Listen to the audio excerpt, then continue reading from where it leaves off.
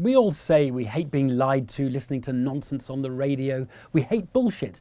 And at no time more have we thought that than in the era of fake news and post-truth politics. Except, can there be good bullshit? Well, I think there can, and I'm going to give you some examples. Let's start with polite bullshit. I go for dinner with you, I say your gooseberry tart is delicious, thank you so much, even though it was burnt and I didn't think that at all. That's polite bullshit, and it's good. Next example, constructive bullshit. Good example of this is the constructive ambiguity used by the United States and China when establishing diplomatic relations in the early 1970s. They had one significant sticking point, which was the diplomatic status of Taiwan, which they couldn't agree on. So they concocted a bullshit line. There is one China and Taiwan is part of that China. They just didn't agree about which China it was. But it allowed them to move the debate on and establish relations and live happily ever after. Next example, reassuringly expensive bullshit. Okay, this one is advertising. You'll look at those wonderful ads, Hollywood production values, celeb stars featuring in them. They tell you nothing about the product at all. It's bullshit. Except it tells you one thing. The company behind the product thinks this product is good enough to spend millions advertising on.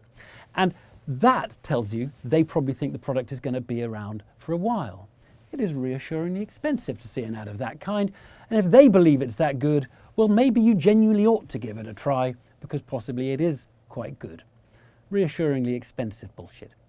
Next one, clarity bullshit.